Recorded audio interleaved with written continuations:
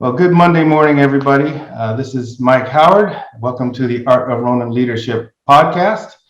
I've been away for a couple of weeks. I've actually had do some granddaddy time.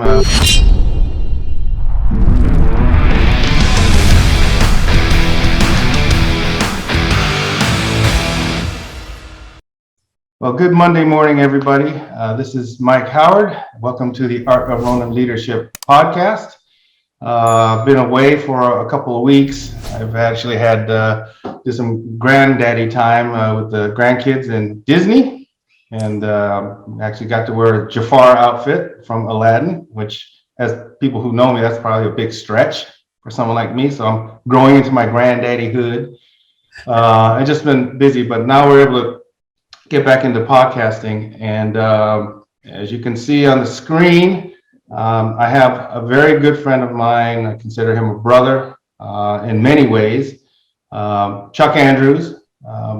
This is actually the very first time on this podcast that we have a real live person that I'm interviewing and talking about. So, and the reason why I chose Chuck for the first one is those of you who know him know he's been very influential in the security industry for many years.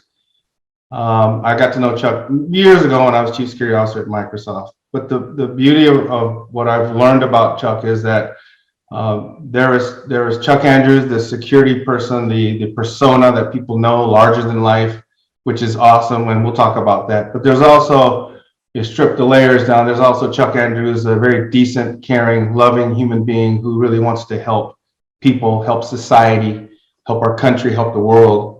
And I thought that no one is more fitting to start having, in terms of live presence, live guests than Chuck Andrews. So Chuck, without further ado, welcome to our podcast. I'm really elated that you're able to do this for us.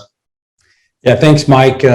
Brother Mike, I should say. Yes, you and I have a very special relationship, and I have just so much respect for you and everything you've done in the industry. And look, our friendship is it's as good as it gets, man. So I can't express how much and how important that is to me. And for that matter, in Friends of Chuck, quote unquote, right? All the friendships of industry, that you've made around the world and that I've made around the world. I'm glad to be here. And I always, anytime I'm anywhere near where you're at, we always get together, right? And spend quality time together. Right.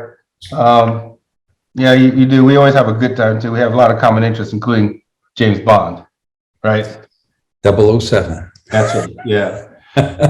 So I guess to get started, and for those of you who don't know, I was on Chuck's podcast a couple of months ago, and if you haven't seen his podcast, you should look it up. Well, what's the title of your podcast that you call it? SecurityTalkNow.com. Yeah, so look it up. And there's a lot of great content on there. And of course, if you like the podcast you're listening to now, The Art of Ronin Leadership, please hit the subscribe button and give us some feedback. So Chuck, to start with, let's let the audience get a sense of who you are. So tell us about your background, where you grew up and how you ended up in this crazy industry. Well, it's kind of an interesting story. I only met a couple of people that kind of had a similar parallel path, and they just ironically happened to be members of ASIS International. Look, growing up in the 60s and 70s as a young kid, little did I know at the time, but I was actually going through PreFTO training. Law enforcement people have to go through the academy, and then they have to demonstrate proficiency in a field training officer FTO program, riding around in a police car, and the officer they're riding with has to check off right on the list. You went through that program, Mike. Yep. So I like to say I went through the pre-FTO program. Yeah. Which was watching Wild Wild West, One Adam 12, Beretta, The Rockford Files, Hill Street Blues. The list goes on and on. Of course, at the pinnacle of all that was Bond, James Bond. Right. So that's what I guess, like any kid, playing Army and certain games, as kids play. And of course, that was coming, we were still in Vietnam at the time. So I had neighbors and people of influence in my life that were in Vietnam. So the military and law enforcement and security, they have some overlap. So that interested me. But basically, I was standing in my front yard. I was 13 years old. And my friend Peter was riding a Schwinn bike. I remember it like it was yesterday. And I think this is 1976.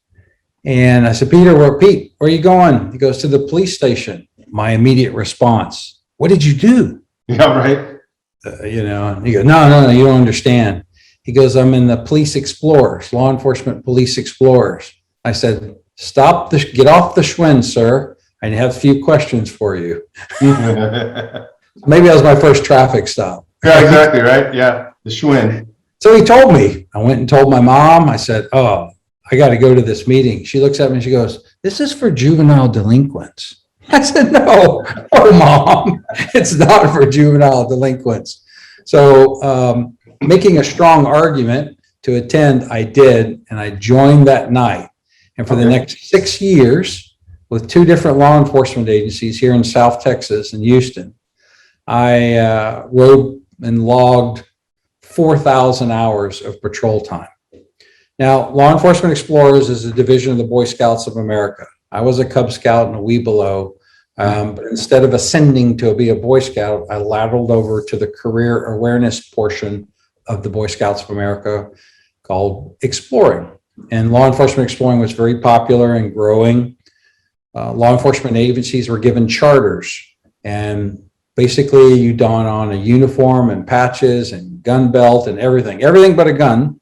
And you go out on patrol, you work dispatch, you work crime prevention, you work admin, you work jail operations, special events, traffic control, dispatch, all this. You get all this great exposure, and it was very addictive for me. Yeah. Living in that was very clear that a life of public service was for me, and that you could really make a difference. Mm-hmm. So back then, and you have to put it in context, but crime was double what it is today. Now crime is slowly back going on the rise, but we're nowhere near the numbers we were in the 70s and 80s. Sure. In the United States. So I was going on shooting calls and burglaries, sexual assault calls, everything across the board. So I got a lot of exposure at a very, very young age. I held a whole bunch of different jobs during high school. I like to work. My birthday was like at the beginning. My birthday's in September, so it's like I turned 18 my senior year. And that summer I went to the police academy.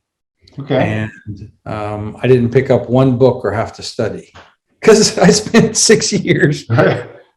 I mean, the officers would hand me their ticket books. I would fill it out and through the training and understand which violation.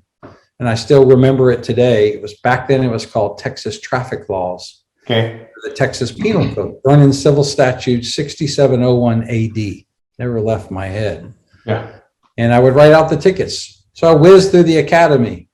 It was just something fun to do. Graduated second in my class. It's because I had to go work one night. And then I was commissioned as a peace officer at the age of 19. Which agency? So this is down south of, so you have Houston, and right below Houston is the Brazoria County. Okay. And that's where I grew up and did my police explorer career in Brazoria County. And I spent 3 years with one agency, 3 years with another. And then I became a commissioned officer with a small agency in that area, in the Metroplex, so to speak. And that's where I got my beginnings. So my real FTO program was 2 days. Yeah, right. So that's how it kind of all started for me. Yeah. And there's much more to the story, of which we can get into if that's you feel like that's important. But I did it very differently than everyone else. So. Yeah, it's a different path than say like I took more of a traditional path. what you think about those years in law enforcement, right? You work in the streets and all that. Yeah. Any takeaways in terms of things you learned that have kind of transcended the rest of your life, which we're going to get into, obviously, but Yes. Yeah, very much so. So Mike, during that time I was a police explorer, I was fortunate to work with what we'll call good cops, well-trained, experienced cops, and a couple of bad ones, but that was okay because I recognized that and learned from that. But I got to watch in a patrol car sitting shotgun thousands and thousands and thousands of times the dialogue that took place between an officer and a citizen, or an officer and a criminal, or an officer and an altercation. Think of all the different scenarios. Right. And I watched very carefully. I guess this was kind of preparatory to a psychology degree or human behavior, right? And I learned from that and I leveraged that. How do you get more bees? Well, you do that with honey.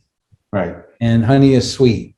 So I always played the good cop because it was just the right thing to do. Now, don't get me wrong, certain situations it'll go downhill. Right. But treat everybody with respect, even the worst of humankind with respect. And you start and you deliver that consistently across all human beings and all scenarios. The only exception to that is the guy who pulls out the gun and starts shooting at you. Right. There's an obvious response to that. But you're representing society, and you're representing all makes and models of society. And you have to understand that, and you have to respect that. And I learned that very, very young. What I learned there, I used and leveraged today. And henceforth, Friends of Chuck across 100 countries with over 100,000 people in our space. Relationships. Right. They are the beginning and the end. Well, that's an excellent point, because you are a master at relationships, relationship building. But I like that, we've got so much angst going on in this country now, right? With the defund the police movement, and a lot of police officers not willing to engage because they feel like they're damned if they do, damned if they don't. And I think that message that you just sent about treating people fairly, enforcing the law, obviously, but treating people fairly, I think that's an excellent point. And I just wanted to see how that, because there were times, as you know, when you read my book in Oakland, there were lessons learned, right? That even when we were young men at age 21 or whatever we were, right? And let's not forget, we're human too. Right. Wearing a badge and a uniform, subject to fault and error. Yeah. Society holds us at a higher standard, and that, as they should. But we can't I think we refer to it as Humanizing the Badge, and that organization actually exists. I have a lot of friends there. But you're right, and there's a lot to talk about here in law enforcement. Mike, I have to tell you that my career was very crime prevention oriented, and that was intentional. Everything that I saw growing up and experienced as a law enforcement officer when I hit the streets at 19, 20 years old. By the way, I was solo with no backup, working a major highway between Houston and the beach. Wow. Yeah. So, right. And look, I knew very clearly, and you learn this in law enforcement training, at 2 o'clock in the morning, you talk about when to share some experiences. I'm 19 years old, working the graveyard shift on the major thoroughfare between Houston and the beach. This case, Surfside Beach, Texas, and that's all of Houston would come down. It's 2 o'clock in the morning, and I light up a car that doesn't have a license plate light. Right. And the license plate is about to fall off. Probable cause, stop the vehicle. Well, one of the things that I've learned is, you don't walk up to a vehicle unless you can see people's hands and have some control, because this is what get you killed. Right. Or hurt, and other people as well. and that was the case. The guy had his hands in his crotch, so to speak, down below. And I told him several times until I had to escalate my decibel level and choice of words to incite them to move their hands. And through training, tactical training, to keep lights on a vehicle, and you're doing it, you'll remember it, we call it cutting the pie, so to speak. So you're 90 into the window. Yep. And there he was with a 380 ready to shoot me in the head. Wow. So I wasn't really happy about that, both as a cop and a human being. Sure. So I was just starting my career.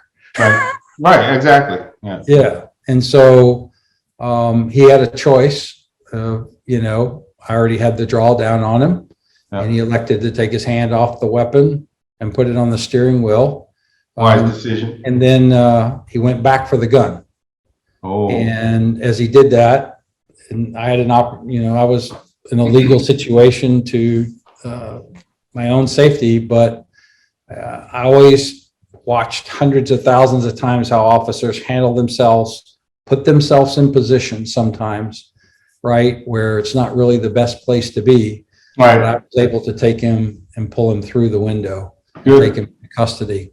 And he's still in prison today. He'd been in prison before, so this is his third felony, which put him into life. He wasn't going to go back, right? Yeah, that could have ended my career very quickly. If I had not been a police explorer and seen this happen thousands of times and go through the training and practice, and I started shooting firearms at a very, very young age. That's a Texas culture kind of thing. Yeah. So weapon nomenclature, safety, discharge of weapon, everything, A to Z. I knew that as a kid. All that comes into play. So lessons learned, right? You just leverage all this stuff years after years after years, like we were talking about.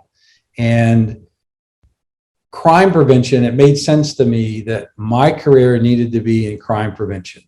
I am a big fan of Sir Robert Peel, the father of crime prevention, Peelian reform in the United Kingdom, right?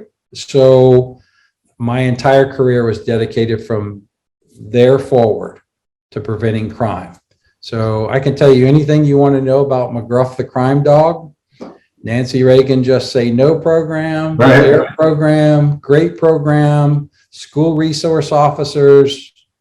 I dedicated my entire life, and I was able to kind of blossom in the industry and really make a difference, because otherwise, what's the point? What's the point? What's the point? So everything you need to do has to have value attached to it. Even in the private sector, I do not get involved in ventures where I cannot bring value.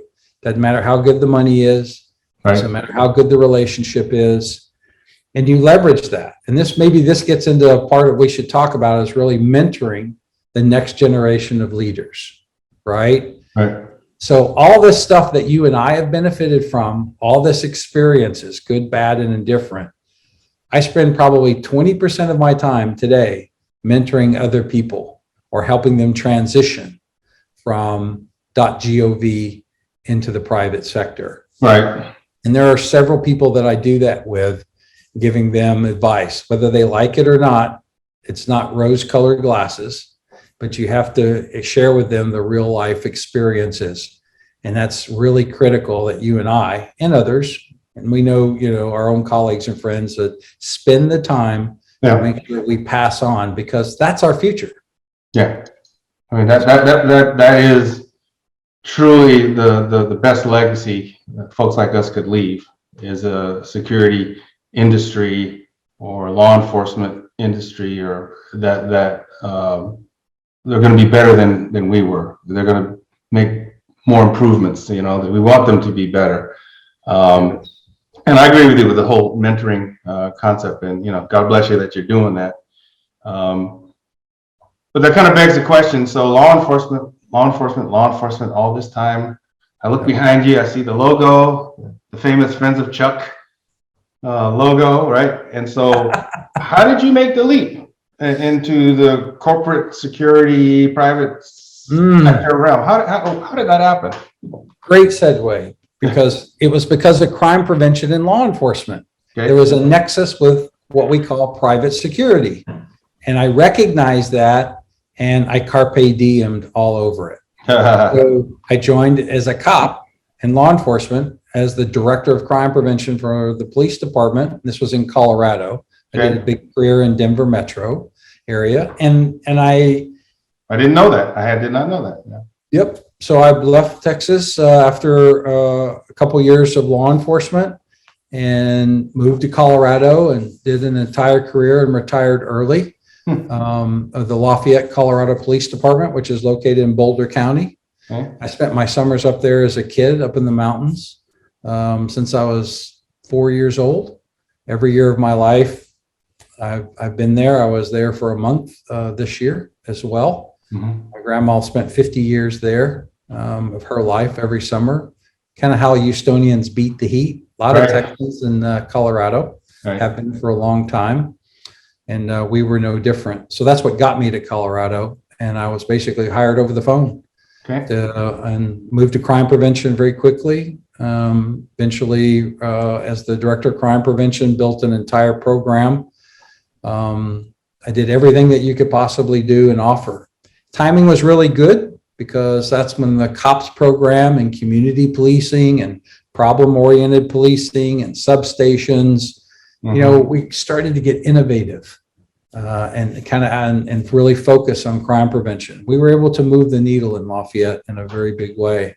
I'm really proud of my work there and the relationships with our customers who are the citizens and the business people and the visitors to those communities.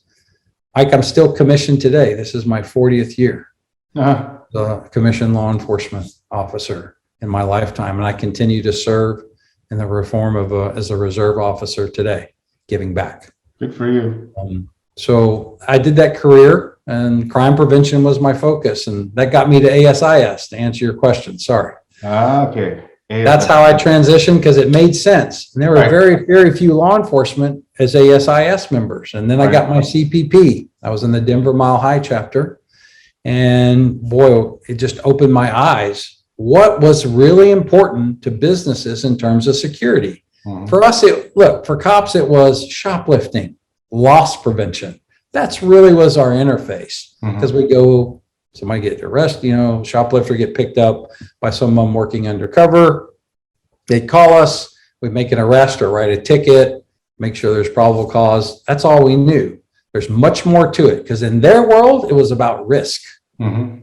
And so I learned a lot, built all those relationships, built new business relationships, and understanding what do you need from law enforcement to really help you. So that's how I got started. And then instead of working off duty in Colorado, which is very different from state to state, off duty means something, it's night and day between Texas and Colorado working off duty.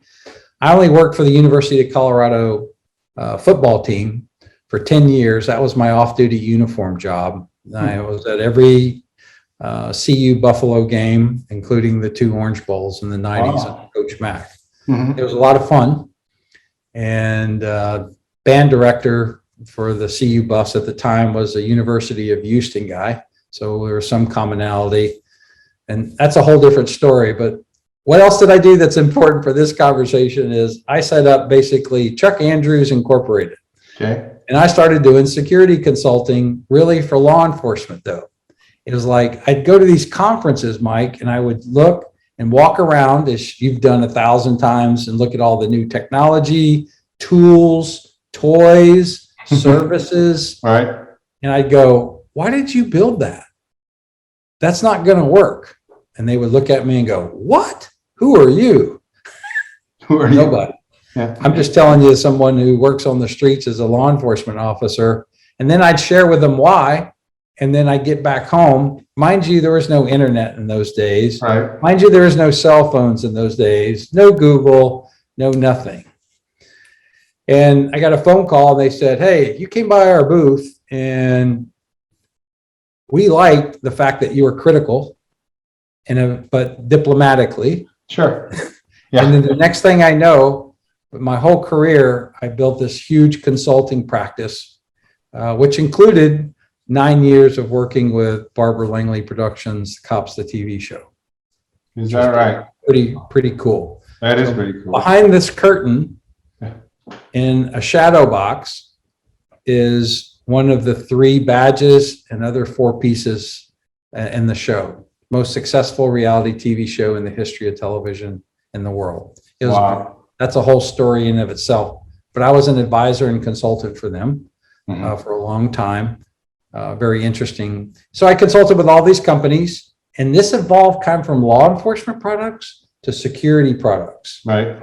I was a member of IACP, National Sheriff Association, ASIS, International Society of Crime Prevention Practitioners, Colorado Crime Prevention Association, Texas Crime. I joined everything. Yeah. I couldn't get enough. And I'm still members of all those groups today, some 35 years later. Staying in touch. I hope that it kind of answered the question of how I transitioned. It does. It does. And it actually leads into something which is interesting. First of all, I didn't know these things about you. So again, we peel some more layers, which is great. Right. And so for those of you listening to this, the first time I really met Chuck, I'm at I guess an ASIS conference, and I'm probably speaking or doing a panel or whatever I'm doing with my gang, my little entourage. That's right. This dude in a cowboy hat, big cowboy hat, right? Yeah. Someone looks like you, I guess, and we kind of say, who are you, right? And so I know we eventually met, and you have to admit you're kind of a larger than life character when it comes to our industry. The friends of Chuck, because part of this podcast, obviously a lot of it's on leadership, but I think that's also a business podcast too, right? And so people are thinking about, okay, how do I develop a brand, and how do I market my brand? And I'm doing that myself right now, right? So we're all kind of in this journey. This Friends of Chuck concept, how did it come about? It's very successful, and it's just interesting because to some folks, it's kind of like, how did that work, right? How did that take off? Yeah, it was pretty crazy. I was a CSO at the time for First Data Corporation, Telecheck, and during that period of time, I was, I did a lot of consulting and sat on some boards, and I said, and look, so this is how it happened. It's kind of a funny story, right? Some of it's kind of a little ad hoc.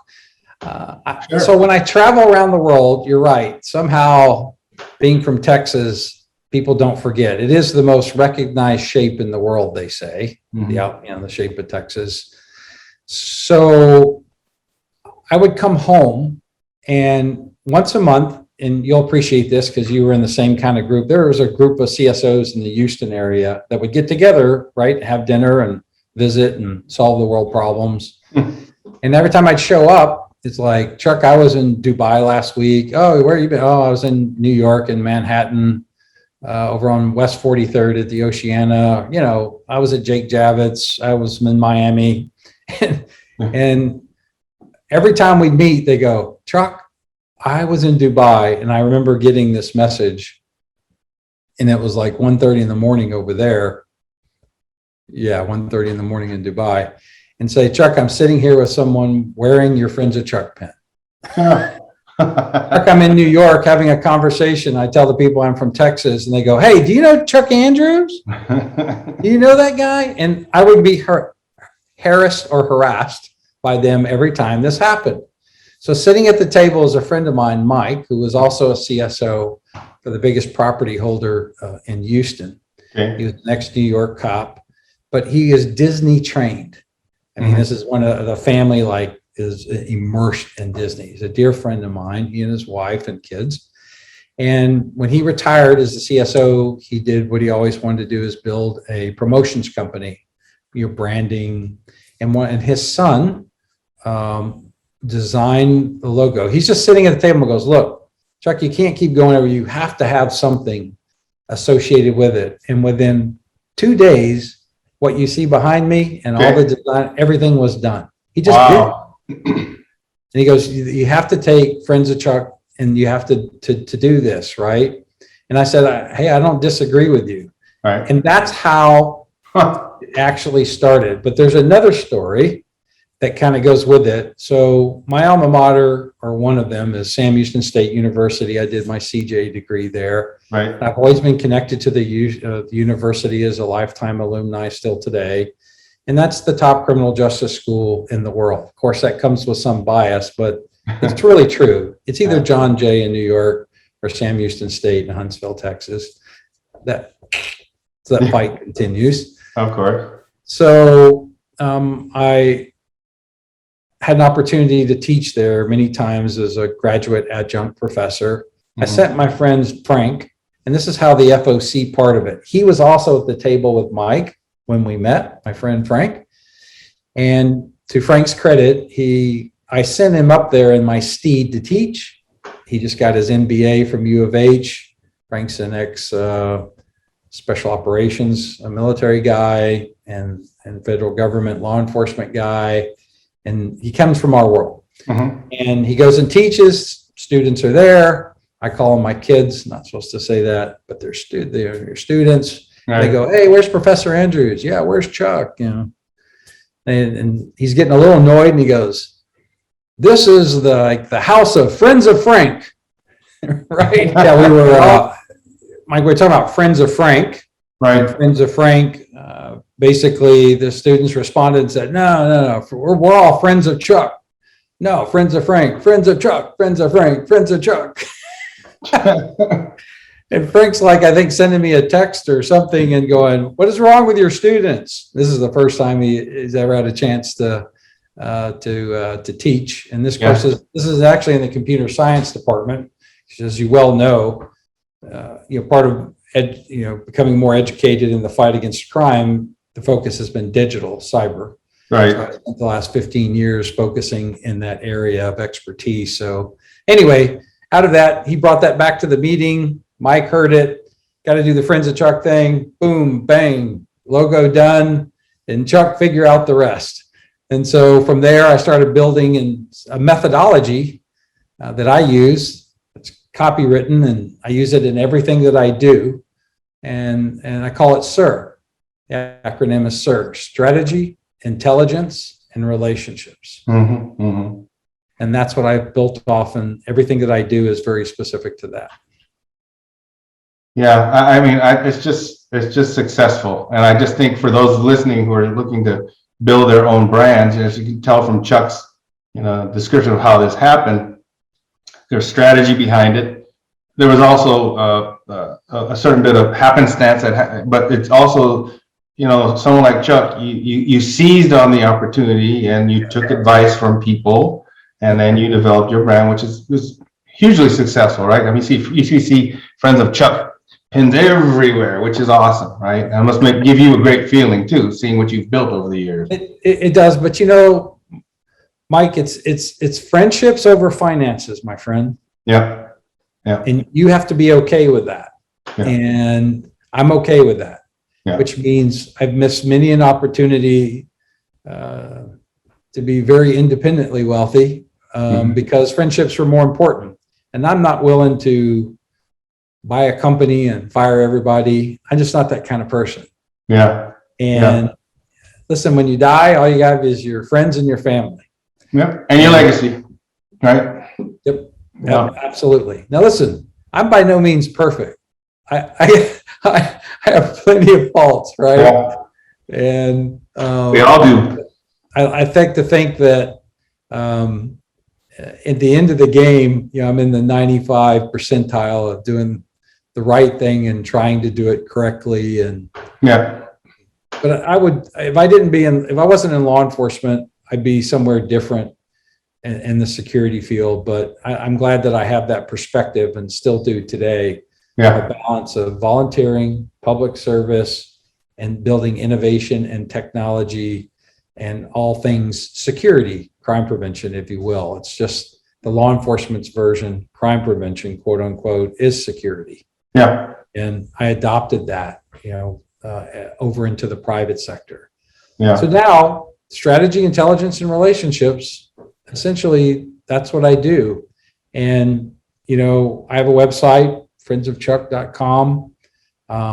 The the app was launched at GSX 2021, the app, Apple Store or the Google Play. So people. Congratulations. Yeah, thank you. So you can take the pen and you can carry Friends of Chuck with you digitally. Yeah, that's awesome. If you need something, it's that easy. It's easy to find me. Yeah. And that's what I want to do with people. And I'll tell them I can help them or I can't. Right. It's just, I don't, there's no game here. And people know that about me. And I think that's what they like. Right. That kind of goes into, so one of the things you've touched upon it, and as we've had this conversation, but at the very core of Chuck Andrews, what are your core values? What do you value in life? What drives you? Wow, Mike, I hope we have a couple of days. I better put this on the cloud then, you know. Look, what I've learned about myself, you know, as a young man, as a kid, as a teenager, as a young adult, now migrating into AARP. Tell me about it. I'm there, brother. You got the same piece of mail I did, didn't you? Yeah, exactly. Yeah. I guess, Mike, I would have to say that I just don't like doing anything in life unless it moves the needle. Yeah. You create friction, you actually create energy and work and forwardness, the ability to evolve. I try to be very even in everything that I try to do with folks. It's tough diplomatically to balance things with different perspectives around the world because we're very global in everything that we do. And I take the, you know, so I try to be respectful of, you know, that's one of my values. I try to be respectful of everybody and everything, good, bad, and indifferent. I don't care.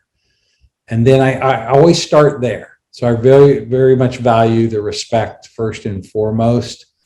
But, you know, the other piece of that, what I was saying earlier is in terms of core values, whatever you do it right or don't do it. Measure twice, cut once. Right. My dad was an engineer, and the culture and philosophy and methodology of an engineer is exactly what I just said. All right. So those are two. You're being respectful and like get it done or don't do it. I do not waste time. You know, a Saturday I got up at 3:00 in the morning, so wait 21 hours doing domestic things, doing work things, but I had to get stuff done because I don't do things in serial in my life. I do things in parallel. I have 40 to 50 things that I run parallel, and I've just kind of mastered that ability in my head and using technology to keep up with everybody because I return every phone call. Good. I return every text, every Facebook instant message, I always do that. And that's another value, right? People reach out to you, good, bad, or indifferent, time change, language barrier, poor, rich, it doesn't matter. Right. You treat everybody on this level playing. I think that's one of the keys to my success has been, I don't care who you are. I'm helping people now in Houston who make, you know, $12 an hour as a security officer. Sure. And make the same investment with them, strategy, intelligence, and relationships, as I would the former CSO of Microsoft. Yeah. I don't know who that person is, but you know. I don't know. He's close. He has a nickname. Yeah. He's got a lot of names, but anyway, this ain't about me. This is about you. So, but I mean, that's kind of right. But I'm an open book, man. I like to do different things. I get bored very easily. Sure. I have to look, and I have to be true to myself to recognize these things. They may be interpreted as false. I don't know. Right. But if you can recognize those things and be honest and transparent enough, you can work through them and leverage them to a level of success. Yeah, I just don't. I like helping everybody that I can, and I have no expectation for a return on that, Mike. Right. And I think what you've talked about, oh, sorry. Yeah, it comes full circle is what I was going to say. No, I think what you've talked about, you and I both know that there have been a lot of studies about why do people leave enterprises, why do they leave corporations, and traditionally it's because it's management. They don't like their manager, and the things that you have said about how to treat people and giving people respect and treating them as human beings. I think a lot of so-called leaders, I call them managers, and they're in positions of authority over people. They should hear that message. That it's a shame that so many people don't hear that message, right? Yeah, they don't leave their job; they leave their boss. They leave their boss, right? Exactly. Yeah, no, you're spot on, Mike. And listen, I left corporate America because I wanted to control my own destiny, and I didn't want corporate policies and procedures to dictate how I was allowed to manage my line item budgets, my people, most importantly. Right. And truth is you're a boss of any company. This is what you have to work with. This is it. Right. And so you get creative on the edge on how to keep your people happy. And it takes a lot of energy. Yeah. If you don't have, most companies, you're not going to have the support. You're not going to have the budget. You're not going to have what you really need to retain talent acquisition. Right. And for me, Mike, it was a collection of the little things that I would do for people. I spent part of my own personal salary to take people to dinner or give movie passes to them. Sure. It was my way. I would do that from time to time, unannounced, and do it in a very creative way, like under the windshield of their car in the parking lot of the office. Because you know how to be stealthy, of course. Yes. Anyway, I do that a lot in life. I do things differently. I am a student of not. If I had to work an assembly line, wouldn't work for me in life. I try to do things very creatively, and because you're drinking out of one of them right now, right? And then somewhere behind you, next to your Vesper license plate, is something else, right? Right. That everything I do, I try to be unique in, and it's like that's how I would want to be treated, right? But I don't have any expectation.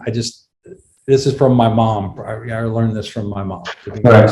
So. A couple more questions before we wrap up. Yeah. I really appreciate that. Obviously, as we've gone through this conversation, you're obviously a very busy man.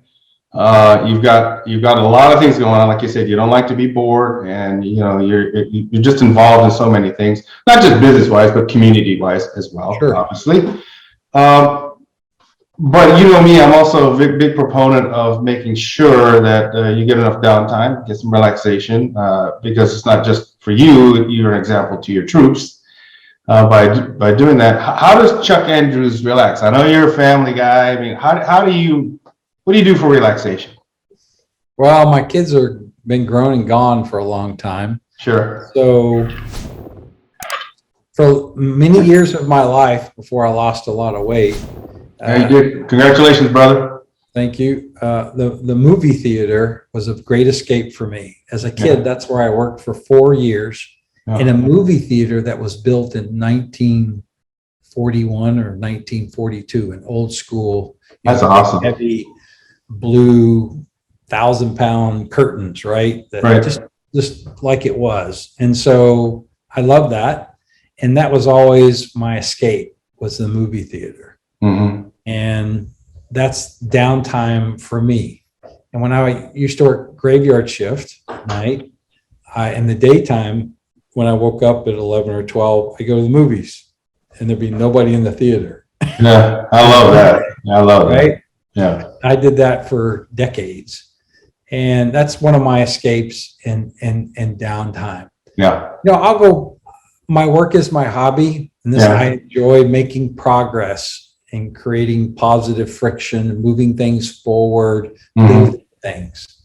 And I am working on a couple of projects that are going to be disruptors in a very good way in the industry worldwide. And I enjoy building things, and I'm right in the middle. I'm at the peak of my career Okay. in terms of, relationships and actually getting things done. And Right.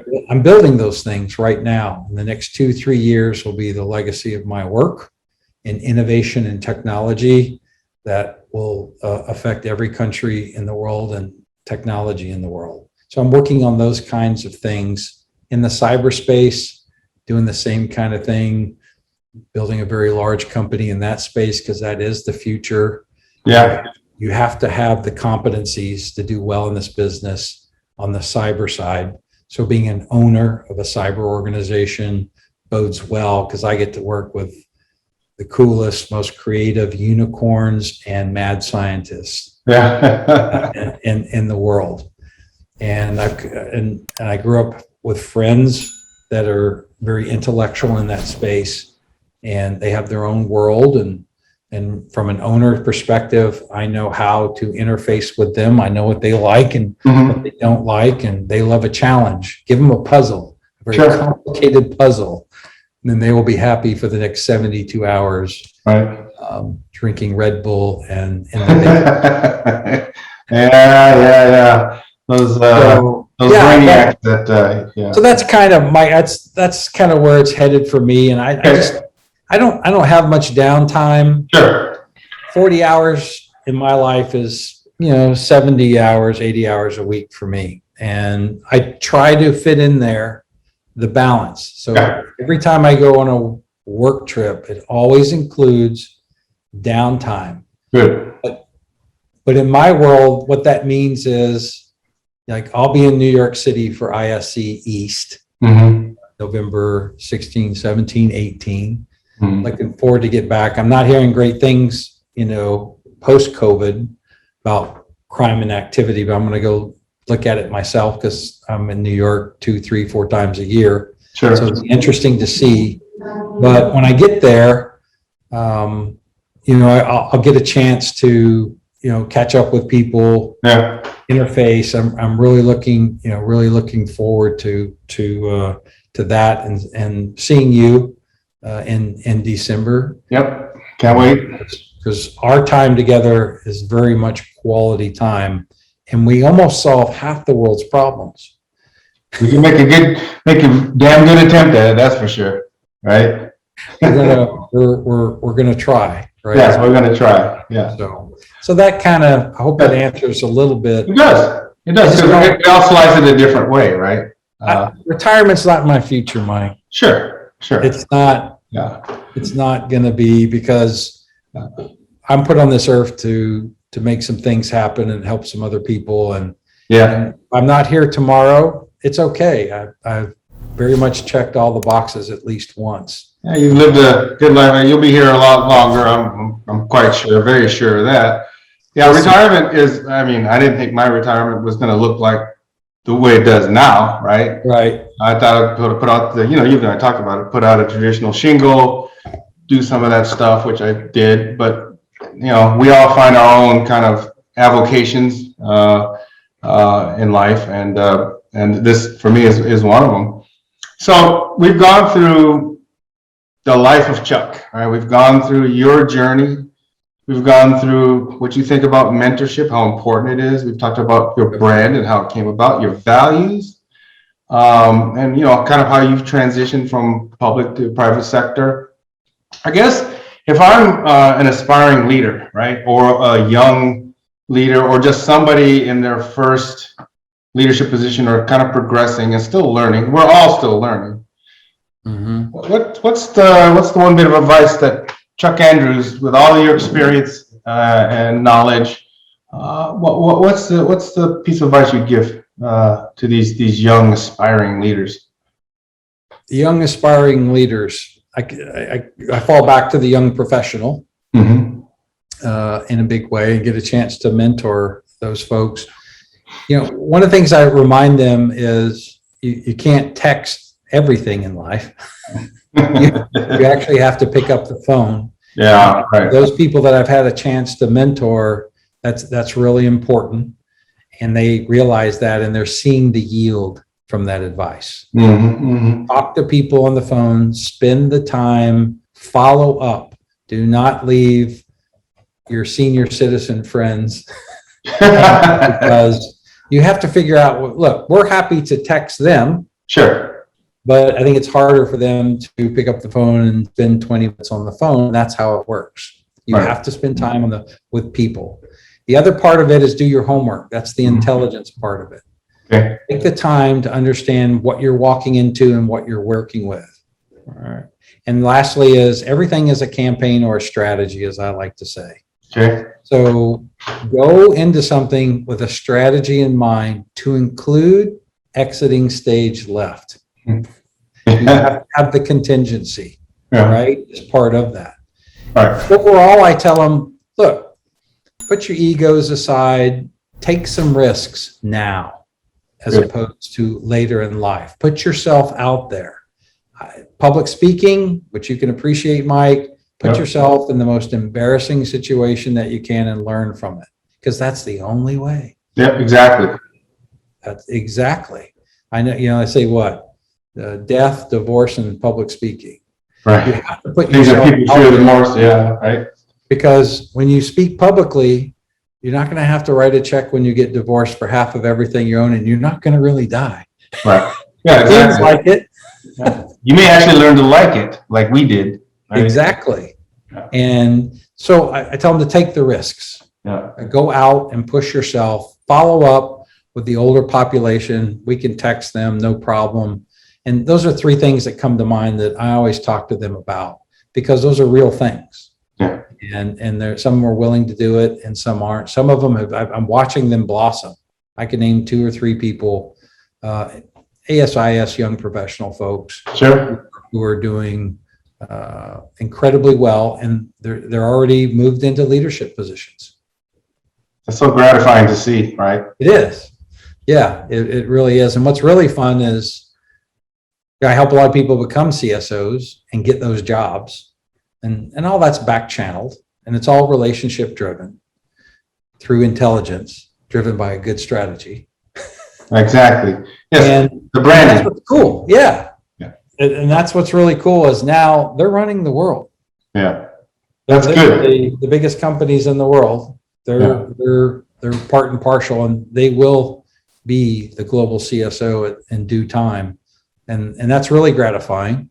And I get to see them, and and it's kind of fun because, they're around a group of people that go, you got to talk to Chuck. That's all these referrals come from. All them. And I have Jessica, she manages all that. Right. It's every day. I have 100 requests by LinkedIn every day. I can't physically click that much. No. There's just no way. But I have a responsibility for the Friends of Chuck Institution that I built to follow up with people. Nobody is missed. Amen. Nobody is missed.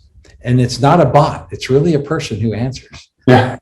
Which is, exactly. Amen to that, brother. Well, first of all, I want to thank you very much again for taking the time. Like I said, you're a very busy man. Got a lot of stuff, a lot of irons in the fire. So thanks for taking the time to be on the podcast. And we're honored that you're the first guest that we had. Thank you. I think our audience has learned a lot from this, and obviously they can reach out to you anytime, right? You got your app, you got the website, right? Yep. LinkedIn app and website, easy to find. Yep. And so please, I would encourage all of you. Chuck is a resource, not just in the security community, just in resource in terms of leadership and business. And so, and what you see is what you get. Chuck is a guy who'll give you the shirt off his back, will give you the time of day if you have a question to help them out. And I think that's important. But can't wait to see you next month. We'll have a couple of Vespers and kind of dissect No Time to Die. That's right. Kind of see what we actually think about it, right? I'm looking forward to that because I have a lot to say. Yeah. And you're right. Thank you for the preparatory ending of sadness. Yeah, I know, right.